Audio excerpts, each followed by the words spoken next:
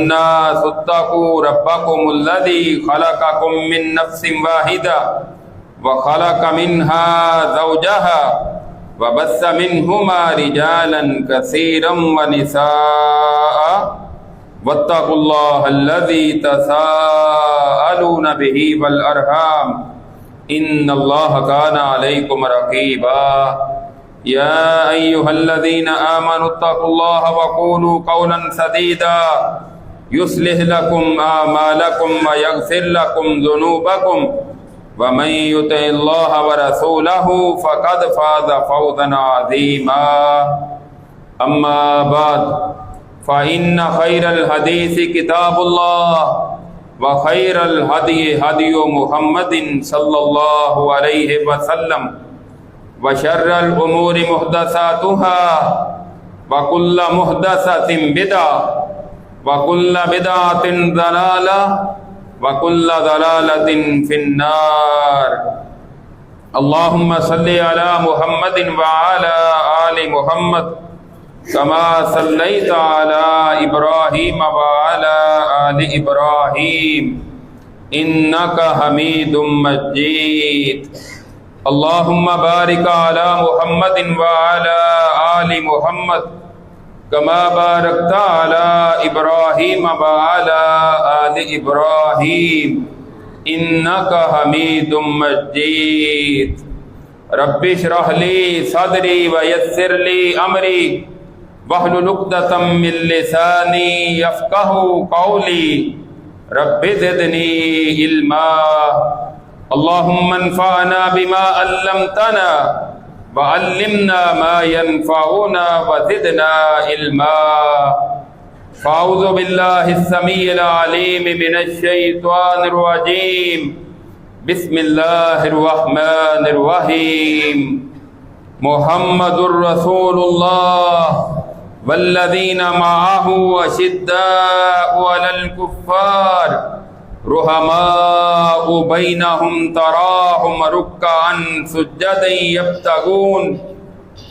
يبتغون فضلا من الله ورضوانا سيماهم في وجوههم من أثر السجود ذلك مثلهم في التوراة ومثلهم في الإنجيل كزرع أخرج شطأه فآزره فاستغلظ فاستوى على سوقه يوجب الذرة ليغيظ بهم الكفار وعد الله الذين آمنوا وعملوا الصالحات منهم مغفرة وأجرا عظيما ہر قسم کی حمد و ثنا اس اللہ وحدہ لا شریک کے لیے جو کہ ساری کائنات کا خالق مالک اور رازق ہے۔ درود و سلام امام الانبیاء سید الاولین والآخرین ساری کائنات سے افضل اور اعلیٰ جناب محمد الرسول اللہ صلی اللہ تعالی علیہ وسلم کی ذات گرامی پر۔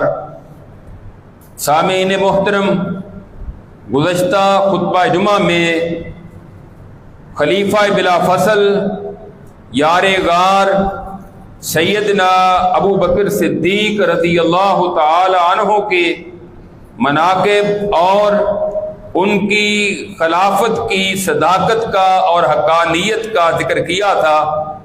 بلا شبہ مسلمانوں کا اس بات پر بھی اتفاق اور اجماع ہے، اور بالاتفاق سیدنا ابو بکر رضی اللہ تعالیٰ عنہ کے بعد جن کو مسلمانوں کی خلافت کا اعزاز حاصل ہوا وہ امیر المومنین سیدنا عمر بن خطاب رضی اللہ تعالی عنہ ہیں۔ سیدنا عمر رضی اللہ تعالی عنہ تاریخ اسلام میں ایک ایسی منفرد حیثیت رکھنے والی شخصیت ہیں کہ جن کے ولولے، جن کی بہادری، جن کی جرت، جن کی شجاعت کا ہمیں کوئی دوسرا ثانی نظر نہیں آتا۔ ان کی اسلام کے لیے فتوحات کو دیکھ کر غیر مسلم بھی یہ کہنے پر مجبور ہو گیا کہ اگر ایک اور عمر اس کائنات میں ہوتا تو پوری دنیا میں اسلام ہی اسلام ہوتا، آج کفر کا نام و نشان تک نہ ہوتا۔ یہ ہیں سیدنا عمر رضی اللہ تعالیٰ عنہ، بنو عدی قبیلے کے ساتھ ان کا تعلق ہے، جو کہ قریش میں ایک اہم مقام سفارت کا جو اعزاز تھا وہ ان کے حصے میں تھا۔ اس قبیلے کو یہ اعزاز ملا تھا، اہم مقام رکھتا تھا یہ قبیلہ، اور والدہ کی طرف سے بنو مخزوم قبیلے کے ساتھ ان کا تعلق ہے، جو کہ بڑا مالدار، تجارت کرنے والے اور پڑھا لکھا خاندان تھا۔ اس قبیلے کے ساتھ والدہ کی طرف سے ان کا تعلق تھا۔ اسی قبیلے بنو مخزوم میں سے ابو جہل بھی ہے اور ولید بن مغیرہ، یعنی مکے کے بڑے بڑے سردار اس قبیلے کے ساتھ تعلق رکھتے تھے۔ تو اللہ رب العزت نے ان میں سے سیدنا عمر رضی اللہ تعالیٰ عنہ، جن کے متعلق رسول اللہ صلی اللہ علیہ وسلم خصوصی دعا بھی کیا کرتے تھے، اور آپ کی خواہش تھی کہ اللہ رب العزت ایسی قوت اور طاقت والی مضبوط شخصیت کو اسلام عطا کر دے تاکہ اسلام کو قوت ملے، اسلام کو طاقت ملے اور اسلام مضبوط ہو جائے۔ تو نبی کریم صلی اللہ علیہ وسلم دعا فرماتے تھے، اللہم اعز الاسلام بأحب هذین الرجلین الیک بأبی جہل او بعمر بن الخطاب۔ اے اللہ، یہ جو دو شخص ہیں، ایک ابو جہل اور دوسرے عمر بن خطاب، ان میں سے کسی ایک کو اسلام قبول کرنے کی توفیق دے اور ان کے ذریعے اسلام کو عزت عطا کر دے۔ اور سیدنا ابن عمر رضی اللہ تعالیٰ عنہ بیان کرتے ہیں کہ ان دونوں میں سے بھی وَكَانَ أَحَبَّهُمَا إِلَيْهِ عمر، ان دونوں میں سے بھی آپ کو عمر رضی اللہ تعالیٰ عنہ زیادہ پسند تھے کہ عمر اسلام قبول کر لے۔ اور پھر ایسے ہی ہوا، جب سیدنا عمر رضی اللہ تعالیٰ عنہ نے اسلام قبول کیا تو سیدنا عبداللہ بن مسعود رضی اللہ تعالیٰ عنہ بیان کرتے ہیں کہ ما زلنا عزتا منذ اسلم عمر، صحیح بخاری میں ہے، کہتے ہیں کہ جب عمر رضی اللہ تعالیٰ عنہ اسلام لے آئے، اسلام قبول کیا، تو پھر ہم مسلمان طاقتور ہو گئے، مسلمانوں کو قوت مل گئی، مسلمانوں کو ایک مقام اور وقار ملا۔ سیدنا عمر رضی اللہ تعالیٰ عنہ کی ٹوٹل عمر 63 سال ہے، صحیح مسلم کی حدیث سے ثابت ہے کہ نبی کریم صلی اللہ علیہ وسلم کی عمر بھی 63 سال تھی، سیدنا ابو بکر صدیق رضی اللہ تعالیٰ عنہ کی عمر بھی 63 سال تھی، اور سیدنا ابو بکر اور سیدنا عمر رضی اللہ تعالیٰ عنہما کی عمر بھی 63 سال تھی۔ اس سے یہ معلوم ہوتا ہے کہ یہ نبی کریم صلی اللہ علیہ وسلم سے 13 سال چھوٹے تھے، چونکہ رسول اللہ کی وفات کے بعد 13 سال تک سیدنا عمر رضی اللہ تعالیٰ عنہ زندہ رہے، جن میں سے تقریباً 10.5 سالہ ان کی خلافت کا دور ہے، اور اس سے پہلے سیدنا ابو بکر رضی اللہ تعالیٰ عنہ کی خلافت کا دور ہے۔ تو سیدنا عمر رضی اللہ تعالیٰ عنہ ایک عظیم شخصیت ہیں، وہ ہیں کہ جو نبی کریم صلی اللہ علیہ وسلم سے ساری کائنات سے بڑھ کر محبت کرنے والے تھے۔ حدیث میں آتا ہے کہ ایک دن رسول اللہ صلی اللہ علیہ وسلم جا رہے تھے، آپ نے حضرت عمر رضی اللہ تعالیٰ عنہ کا ہاتھ پکڑا ہوا تھا، تو آپ نے پوچھا، عمر تجھے میرے ساتھ کتنی محبت ہے؟ حضرت عمر کہنے لگے، اللہ کے رسول، اپنی جان کے علاوہ باقی ہر چیز سے بڑھ کر، یعنی اپنی اولاد، اپنے گھر بار، مال و متاع، ہر چیز سے بڑھ کر اپنی جان کے علاوہ آپ سے محبت ہے۔ آپ نے فرمایا، عمر اس وقت تک انسان، کوئی شخص ایمان کے اعلیٰ درجے پر فائز نہیں ہو سکتا جب تک وہ اپنی جان سے بڑھ کر بھی میرے ساتھ محبت نہیں کرتا۔ حضرت عمر رضی اللہ عنہ کہتے، اللہ کے رسول، پھر آج سے آپ کے ساتھ اپنی جان سے بڑھ کر مجھے محبت ہے، یعنی اولاد، رشتہ دار، ماں باپ، گھر بار، آپ کی ذات پر قربان کر دیا جائے، حتیٰ کہ اپنی جان کی باری بھی آئے تو اس کو بھی آپ کی ذات پر قربان کر دیا جائے تو اس کی پرواہ نہیں ہوگی۔ آپ نے فرمایا عمر اب تم ایمان کے اعلیٰ درجے پر فائز ہوئے ہو۔ یہ تو حضرت عمر رضی اللہ تعالیٰ کو رسول اللہ سے محبت تھی، اور رسول اللہ کو حضرت عمر سے کتنی محبت تھی۔ حضرت عبداللہ بن عمر بن عاص رضی اللہ تعالیٰ عنہ کہتے ہیں انہوں نے رسول اللہ صلی اللہ علیہ وسلم سے یہ سوال کیا تھا، ای الناس احب الیک، صحیح بخاری میں ہے کہ اللہ کے رسول آپ کو لوگوں میں سے سب سے زیادہ محبت کس سے ہے؟ آپ فرماتے ہیں عائشہ سے محبت ہے رضی اللہ عنہا۔ کہنے لگے میری مراد مرد ہیں۔ آپ نے فرمایا عائشہ کے باپ ابو بکر رضی اللہ تعالی عنہ سے محبت ہے۔ پھر ان کے بعد آپ نے فرمایا پھر عمر رضی اللہ تعالی عنہ سے محبت ہے۔ یعنی پوری کائنات میں حضرت ابو بکر صدیق کے بعد اگر مدینے والے مصطفیٰ کو کسی سے محبت تھی تو وہ سیدنا عمر بن خطاب رضی اللہ تعالی عنہ سے تھی۔ ان کو رسول اللہ سے محبت اور رسول اللہ کی ان کے ساتھ محبت، اور اسی محبت کی بنا پر پھر انہوں نے اپنی بیٹی کا رشتہ بھی رسول اللہ صلی اللہ علیہ وسلم کے ساتھ کیا تھا۔ سیدہ حفصہ رضی اللہ تعالی عنہا، حضرت عمر رضی اللہ عنہ کی یہ جو بیٹی سیدہ حفصہ تھی، ان کے خامد فوت ہو گئے تو حضرت عمر رضی اللہ تعالیٰ نے حضرت عثمان رضی اللہ عنہ کو آفر کی کہ آپ اگر پسند کریں تو میری بیٹی حفصہ کے ساتھ نکاح کر لیں۔ حضرت عثمان کہنے لگے اچھا میں آپ کو سوچ کر بتاؤں گا۔ کچھ وقت گزرا تو کہنے لگے میرا ابھی شادی کرنے کا کوئی پروگرام نہیں ہے، انکار کر دیا۔ حضرت عمر رضی اللہ تعالیٰ نے حضرت ابو بکر صدیق رضی اللہ تعالیٰ کو آفر کی کہ آپ اگر پسند کریں تو میری بیٹی حفصہ کے ساتھ آپ نکاح کر لیں۔ حضرت ابو بکر صدیق رضی اللہ تعالیٰ عنہ کہنے لگے میرا کوئی ایسا ارادہ نہیں۔ حضرت عمر کہتے ہیں مجھے اس بات کا بڑا رنج ہوا کہ میں نے تو ابو بکر سے مجھے امید تھی، اور حضرت عثمان کی نسبت ابو بکر رضی اللہ عنہ کے انکار کی مجھے زیادہ تکلیف ہوئی کہ انہوں نے انکار کر دیا ہے، میں نے اپنی بیٹی کا رشتہ ان کو دینا چاہا تھا۔ کچھ وقت گزرا، رسول اللہ صلی اللہ علیہ وسلم نے نکاح کا پیغام بھیجا۔ اللہ نے گویا کہ ان کے لیے، ان کی بیٹی کے لیے اس سے اعلیٰ درجہ رکھا تھا، تو نبی کریم صلی اللہ علیہ وسلم کا نکاح ہو گیا۔ آپ کی زوجہ محترمہ حضرت حفصہ رضی اللہ تعالی عنہا امت کی ماؤں میں شامل ہو گئی، امہات المومنین میں ان کا شمار ہوتا ہے۔ حضرت ابو بکر رضی اللہ تعالیٰ عنہ پھر ایک دن بتاتے ہیں عمر جب تو نے مجھے کہا تھا نا کہ میری بیٹی سے نکاح کر لو اور میں نے انکار کر دیا تھا، ممکن ہے کہ تمہیں اس کی وجہ سے رنج پہنچا ہو، لیکن اصل بات یہ تھی کہ اس سے پہلے رسول اللہ نے ایک دن حضرت حفصہ کا ذکر کیا تھا، تو میں نے رسول اللہ کے راز کو فاش بھی نہیں کیا، اور مجھے علم تھا کہ رسول اللہ حضرت حفصہ سے نکاح کرنا چاہتے ہیں۔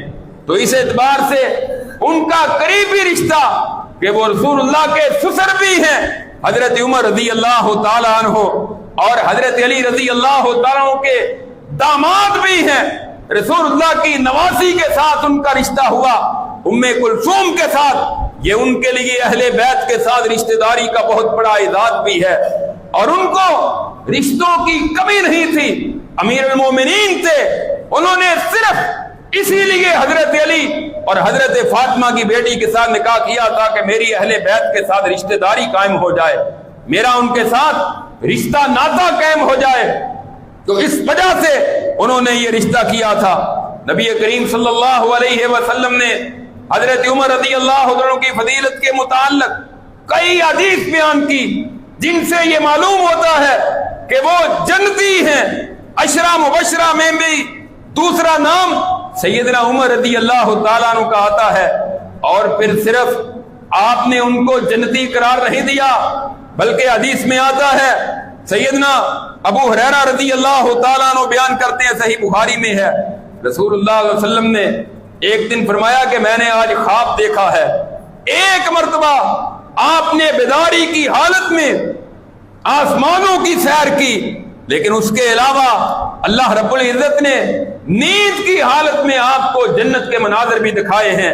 آپ نے فرمایا میں نے خواب دیکھا ہے، اور یہ بات بھی یاد رکھیں کہ نبی کا خواب عام شخص کے خواب کی طرح نہیں ہوتا. عام بندے کا خواب غلط بھی ہو سکتا ہے، صحیح بھی ہو سکتا ہے، لیکن نبی کا خواب غلط نہیں ہوتا، وہ وحی کا حصہ ہوتا ہے. رؤیا الانبیاء وحی، نبی کا خواب وحی ہوتا ہے. آپ فرماتے ہیں میں نے خواب میں دیکھا کہ جنت میں ایک محل ہے جس کے ایک کونے میں ایک عورت وضو کر رہی ہے. میں نے پوچھا فرشتوں سے یہ محل کس کا ہے؟ انہوں نے کہا یہ آپ کے صحابی عمر ابن خطاب کا محل ہے رضی اللہ تعالیٰ عنہ. جنت میں آپ نے اپنی آنکھوں سے عمر کا محل دیکھا. اور یہ بات بھی یاد رکھیں کہ آپ نے اور کسی صحابی کے بارے میں یہ نہیں فرمایا کہ میں نے تیرا محل جنت میں دیکھا ہے. حضرت علی کا کیوں نہیں کہا؟ اس لیے کہ اللہ رب العزت کو پتا تھا ایک وقت آئے گا بعض بدبخت آئیں گے جو عمر کے ایمان میں شک کریں گے. اللہ نے مدینے والے کی زبان مبارک سے یہ الفاظ اور یہ خوشخبری قیامت تک آنے والے لوگوں کے لیے واضح کر دی کہ آپ فرماتے ہیں عمر میں نے جنت میں تیرا محل دیکھا ہے اور میں نے ارادہ تو کیا تھا کہ تیرے محل کے اندر داخل ہو کر دیکھوں، لیکن پھر مجھے تیری غیرت یاد آ گئی. عمر رضی اللہ عنہ کہتے اللہ کے رسول کیا میں آپ پر غیرت کرتا؟ آپ اندر چلے بھی جاتے تو میں آپ پر کوئی اعتراض نہیں کر سکتا تھا. یعنی عمر وہ صحابی ہیں کہ دنیا میں تھے، اللہ نے عمر کا محل جو ہے وہ رسول اللہ کو جنت میں دکھا دیا ہے. اس لیے عمر کے ایمان میں شک کرنے والا بھی مومن نہیں ہو سکتا اور عمر کے جنتی ہونے میں شک کرنے والا بھی مسلمان نہیں ہو سکتا، کیونکہ رسول اللہ نے یہ فرمایا ہے کہ میں نے عمر کا محل جنت میں دیکھا ہے. تو ہم وہی سمجھتے ہیں رسول اللہ کے فرمان کو، اور جو وحی کا انکار کرتا ہے وہ مسلمان نہیں ہو سکتا.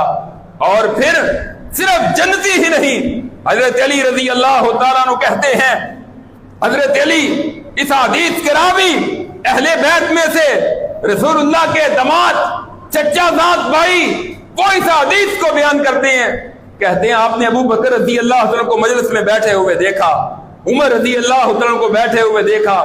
آپ نے فرمایا ہذان سیدہ کہول اہل الجنہ من الاولین والآخرین الا النبیین والمرسلین. آپ فرماتے ہیں اور میرے صحابیوں یہ ابو بکر اور عمر جنت کے عمر سیدھا لوگوں کے پہلے اور آخر تک تمام لوگوں کے نبیوں اور رسولوں کے علاوہ سب کے یہ سردار ہوں گے.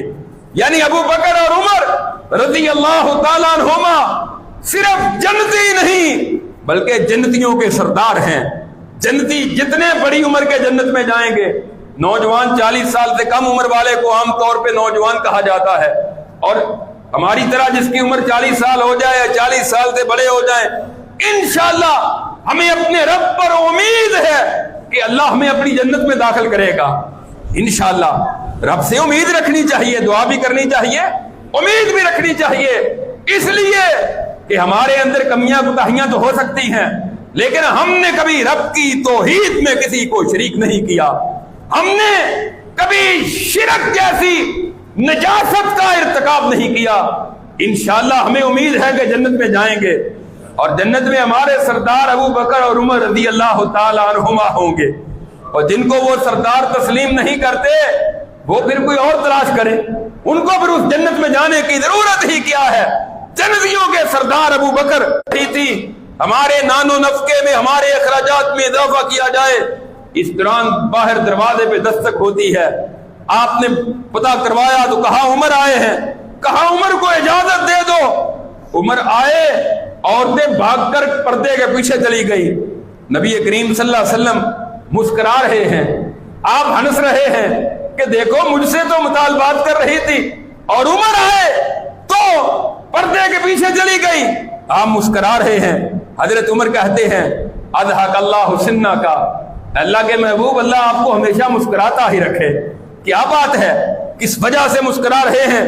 آپ فرماتے ہیں یا ابن الخطاب والذی نفسی بیدہ، اے خطاب کے بیٹے عمر، اس ذات کی قسم جس کے ہاتھ میں محمد کی جان ہے صلی اللہ علیہ وسلم، ما لقیک الشیطان سالکا فجا، कत्तो इल्ला सलका फज्जन गैर फज्जे का।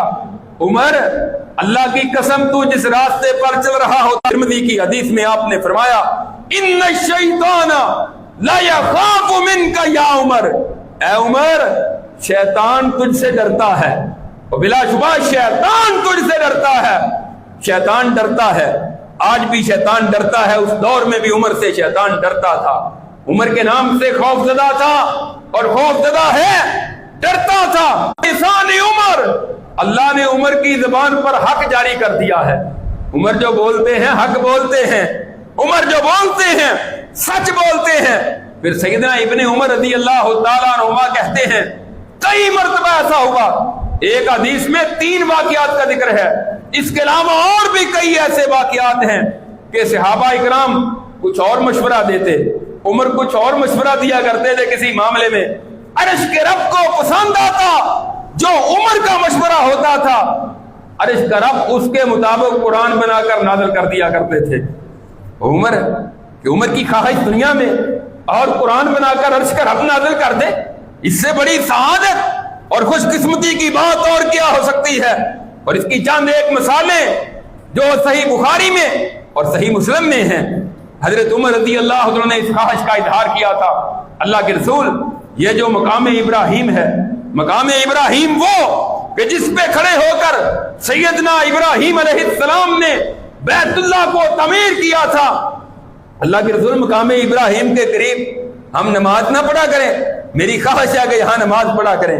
अल्लाह को पसंद आया, अल्लाह ने कह दिया, सिर्फ रसूल अल्लाह को नहीं कह दिया, वत्तखिज़ू मिन मकाम इब्राहिम मुसल्ला, क़यामत तक आने वालों जो भी बैतुल्लाह का तवाफ करेगा, उम्रे के लिए आए, हज के लिए आए, वो 2 रकात पर मकाम इब्राहिम के पास भी पड़ेगा। मकाम इब्राहिम को जाए नमाज बना लो। और आज भी हुक्म यही है कि मकाम इब्राहिम के पास 7 चक्कर लगाने के बाद 2 रकात पढ़ी जाए। तो औरतों के लिए पर्दे के अहकाम उस वक्त नाज़िल नहीं हुए थे।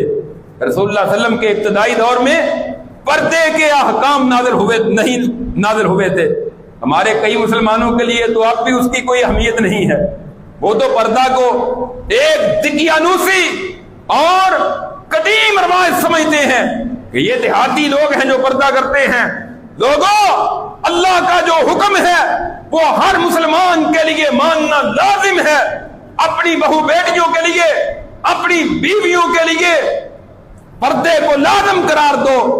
ये अल्लाह का हुक्म है, ये किसी आलिम दीन का और ये किसी मुफ्ती का फतवा और फरमान नहीं है, ये रब का हुक्म है।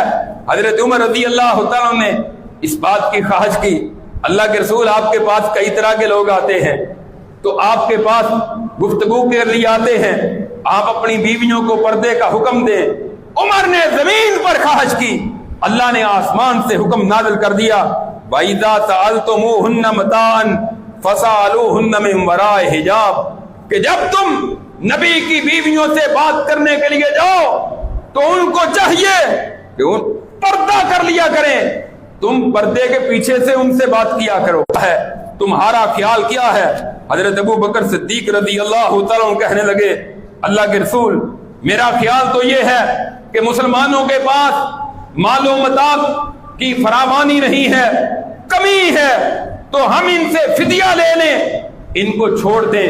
एक तो हमारे पास असला खरीदने के लिए माल जमा हो जाएगा और मुमकिन है कि कल युग को ये मुसलमान भी हो जाए और इस्लाम को कुव्वत मिल जाए। आपने हजरत उमर से पूछा, उमर तुम्हारा क्या मशवरा है? उमर रज़ी अल्लाह अन्हु कहते हैं, अल्लाह के रसूल मेरा रिश्तेदार मेरे हवाले कर दिया जाए, अली का रिश्तेदार अली के हवाले कर दिया जाए, हर एक को उसका रिश्तेदार दे दिया जाए। हम अपने हाथों के साथ, अपनी तलवारों के साथ इनकी गर्दनों को उड़ा दें, ताकि कुफ्फार के जो बड़े बड़े सरगने और सरदार हैं इनका खात्मा हो जाए और पीछे वालों को भी पता चल जाए कि कल को हम भी काबू आ गए तो हमारा भी ही हाल किया जाएगा, हम भी बच नहीं सकेंगे। रसूलुल्लाह सल्लल्लाहु अलैहि वसल्लम ने हजरत अबू बकर के मशवरे पर अमल कर लिया। आपने फरमाया कि चलो वक्ती तौर पर फिदिया ले लेते हैं और इनको आजाद कर देते हैं, शायद कल को ये मुसलमान भी हो जाएं। اللہ نے قرآن نازل کر دیا عمر کی خواہش کے مطابق، ما کان لنبی ان یکون لہ اسرا حتی یسخن فی الارض تریدون عرض الدنیا واللہ یرید الآخرہ۔ اللہ فرماتے ہیں نبی کے لیے یہ درست نہیں تھا، یہ شیان شان نہیں تھا کہ وہ ان قیدیوں کو آزاد کر دیتے، یہاں تک کہ قتل و غارت کر کے زمین سے ان کا صفایا کرتے۔ تم دنیا کے مال کو چاہتے ہو، اللہ نے تمہارے لیے آخرت میں مال جمع کیے ہوئے ہیں، اللہ نے تمہارے ساتھ آخرت کا ارادہ کیا ہوا ہے۔ رسول اللہ صلی اللہ علیہ وسلم پر جب قرآن کی یہ آیت نازل ہوئی تو آپ حضرت عمر کہتے ہیں کہ میں آپ کے پاس گیا، رسول اللہ بھی رو رہے ہیں، ابو بکر بھی رو رہے ہیں۔ میں نے کہا اللہ کے رسول کیا وجہ ہے کہ آپ رو کیوں رہے ہیں؟ مجھے بتائیں، اگر مجھے بھی رونا آ جائے تو میں بھی آپ کے ساتھ رو پڑوں۔ آپ فرماتے ہیں عمر اللہ نے قرآن کی یہ آیت نازل کر دی ہے، جو تمہارا مشورہ تھا اس کے مطابق اللہ کا حکم آ گیا۔ تو رسول اللہ صلی اللہ علیہ وسلم کے پاس کئی مرتبہ قرآن کریم کی ایسی آیات نازل ہوئی جو مشورہ عمر کا ہوتا تھا، اللہ آسمان سے قرآن نازل کر دیتا تھا۔ عبداللہ بن ابی رئیس المنافقین بڑا بدبخت تھا، رسول اللہ کی زوجہ محترمہ سیدہ عائشہ پر تہمت لگانے والا، آپ کی ذات پر حملے کرنے والا، مسلمانوں کو نقصان پہنچانے والا۔ جب یہ مر گیا، اس کا بیٹا عبداللہ جو سچا صحابی تھا آپ سے آگے درخواست کرتا ہے کہ آپ اپنی قمیض بھی دے دیں، میں اپنے باپ کو پہنا دوں کفن کے طور پہ، اور آپ آ کر جنازہ بھی پڑھا دیں۔ آپ جنازے کے لیے چل پڑے کہ میں اس کا جنازہ پڑھا دیتا ہوں۔ اللہ نے فرمایا استغفر لہم او لا تستغفر لہم ان تستغفر لہم 70 مرہ فلن یغفر اللہ لہم، کہ اگر تم اس کے لیے بخشش مانگو یا نہ مانگو اللہ اس کو معاف نہیں کرے گا، اگر تم 70 مرتبہ بھی بخشش مانگ لو۔ حضرت عمر جاتے ہیں رسول اللہ کے کندھے سے پکڑ لیتے ہیں، آقا اس بدبخت کی نماز جنازہ پڑھانی ہے جس نے کبھی آپ کو معاف نہیں کیا، آپ کے صحابہ کو معاف نہیں کیا، آپ کے اہل و عیال کو معاف نہیں کیا، آپ اس کی نماز جنازہ نہ پڑھائیں۔ آپ فرماتے ہیں عمر اللہ نے مجھے اختیار دیا ہے، آپ کی رحیمی اور کریمی کا اندازہ کریں۔ ساری عمر کا دشمن جس نے آپ کو کبھی بھی کوئی نقصان پہنچانے میں کسر نہیں چھوڑی، آپ فرماتے ہیں اللہ نے مجھے اختیار دیا ہے، اور اگر مجھے پتا چل جائے کہ 70 سے زیادہ مرتبہ اس کے لیے بخشش مانگنے سے اللہ معاف کر دے گا تو میں 70 سے زیادہ مرتبہ اس کے لیے بخشش مانگنے کے لیے تیار ہوں۔ پھر اللہ نے بعد میں قرآن کی آیت نازل کر دی وَلَا تُصَلِّ عَلَىٰ أَحَدٍ مِّنْهُمْ مَاتَ أَبَدًا وَلَا تَقُمْ عَلَىٰ قَبْرِهِ۔ آئندہ اس منافق کی نسل یعنی منافقوں کی لسٹ میں سے کوئی منافق مر جائے میرے نبی، آپ نے کبھی اس کی نماز جنازہ بھی نہیں پڑھنی اور اس کی قبر پہ کھڑے ہو کر دعا بھی نہیں کرنی۔ یہ عمر کا مشورہ تھا کہ منافق کا نماز جنازہ پڑھ لیں ہم، تو اللہ نے گویا کہ عمر رضی اللہ عنہ کی موافقت میں قرآن نازل کر دیا۔ صحیح بخاری میں ہے، رسول اللہ فرماتے ہیں میں نے ایک خواب دیکھا ہے، خواب میں نے دیکھا کہ مجھے دودھ کا پیالہ پیش کیا گیا، میں نے اس میں سے دودھ کے پیالے کو پیا حتیٰ کہ ناخنوں تک سیراب ہو گیا، باقی پھر میں نے خواب میں عمر کو دے دیا، باقی دودھ پھر عمر نے پی لیا۔ صحابہ کہتے ہیں اللہ کے رسول اس کی تعبیر کیا ہے؟ آپ فرماتے ہیں اس کی تعبیر علم ہے کہ اللہ میرے بعد عمر کو بہت زیادہ علم عطا کرے گا، اور عمر کے علم کی روشنی میں جو فتوے فتوحات وہ عمر کے بعد بھی جاری رہیں گے۔ اور پھر ایسے ہی ہوا۔ ابو سعید خدری رضی اللہ عنہ کہتے ہیں، صحیح بخاری میں ہے، رسول اللہ صلی اللہ علیہ وسلم فرماتے ہیں میں نے خواب دیکھا کہ لوگ میرے سامنے پیش کیے گئے، کسی کی قمیض سینے تک تھی، کسی کی قمیض گھٹنوں تک تھی، عمر کو پیش کیا گیا، عمر کی اتنی لمبی قمیض تھی کہ وہ زمین پر گھسیٹ رہے تھے۔ صحابہ کہتے ہیں اللہ کے رسول اس خواب کی تعبیر کیا ہے؟ آپ فرماتے ہیں دین اس کی تعبیر ہے کہ عمر کو اللہ اتنا زیادہ دین کے اندر قوت دینداری عطا کرے گا، اور واقعات اللہ رب العزت نے عطا کی کہ عمر رضی اللہ تعالیٰ کے دور میں جو اسلام کو قوت اور طاقت ملی اس کا کوئی اور ثانی نظر نہیں آتا۔ اور عمر رضی اللہ تعالیٰ کی ایک اور خوبی حضرت عبداللہ ابن عباس بیان کرتے ہیں، صحیح بخاری میں ہے کہ حر بن قیس رضی اللہ تعالیٰ عنہ ایک شخص کو لے کر آئے جس کا نام عیینہ بن حصن تھا. کہا امیر المومنین یہ ایک شخص آپ سے ملنا چاہتا ہے, اس کے لیے اجازت ہے؟ آپ نے اجازت دے دی. وہ آپ کے پاس آ کے بیٹھا, کہنے لگا امیر المومنین آپ ہمیں مال نہیں دیتے, آپ عدل و انصاف نہیں کرتے. عمر رضی اللہ تعالیٰ سے بڑھ کر عدل و انصاف کون اس دور میں کر سکتا تھا؟ بڑا غصہ آیا, ارادہ کیا اس کو کوڑے لگائے جائیں, اس کو سزا دی جائے. حر بن قیس رضی اللہ تعالیٰ نے قرآن کی آیت پڑھی, خذ العفو وامر بالعرف واعرض عن الجاہلین. درگزر کریں اور بلائی کا حکم دیں, جاہلوں سے اعراض کر لیں. اللہ نے قرآن میں کہا ہے, کہتے ہیں کہ جب قرآن کی آیت میں نے پڑھی, عمر رضی اللہ عنہ کا ہاتھ وہیں کا وہیں رک گیا, اور وہ قرآن پر مکمل طور پر عمل کرنے والے اور قرآن کے مطابق چلنے والے تھے. قرآن کا حکم آ جاتا, عمر رضی اللہ عنہ کا ہاتھ بھی آگے نہیں بڑھتا تھا اور قدم بھی آگے نہیں بڑھتا تھا. اور رسول اللہ صلی اللہ علیہ وسلم نے فرمایا تھا, لو کان بعدی نبی لکان عمر بن الخطاب. اگر میرے بعد کوئی اور نبی ہوتا تو اللہ نے عمر کو نبوت عطا کرنی تھی. میرے بعد نبی اور کوئی نہیں. اگر کوئی نبی بنتا عمر بن خطاب رضی اللہ تعالی نبی بنتے. اور صحیح بخاری میں ہے, ایک دن بیت اللہ کا طواف کر رہے تھے, حجر اسود کے سامنے آئے, آ کر کہنے لگے, اما واللہ انی لعالم انک حجر لا تضر ولا تنفع ولولا انی رأیت رسول اللہ صلی اللہ علیہ وسلم یکبرک ما کبلتک. حضرت عمر کہتے ہیں, اللہ کی قسم اے حجر اسود, میں تجھے جانتا ہوں کہ تو ایک پتھر ہے, نہ کسی کو نقصان دے سکتا ہے نہ کسی کا فائدہ کر سکتا ہے. اور یہی عقیدہ عمر کا تھا.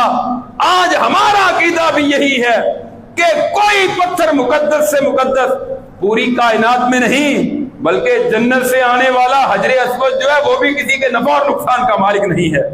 آج تو جہاں سفید پتھر دیکھتے ہیں لوگ اس کو چاٹنا شروع کر دیتے ہیں.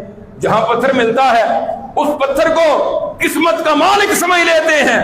عمر رضی اللہ عنہ نے عقیدہ سمجھا دیا.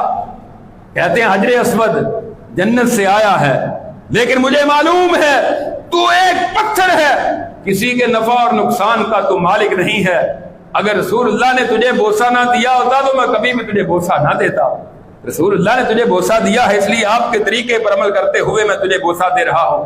اور پھر فرماتے ہیں کہ رمل جو پہلے طواف کے 3 چکروں میں ہوتا ہے, پہلوانوں کی چال چلنا, کہتے ہیں یہ رسول اللہ نے اس وقت کیا تھا جب مشرکین سامنے پہاڑیوں پر بیٹھ کر دیکھ رہے تھے.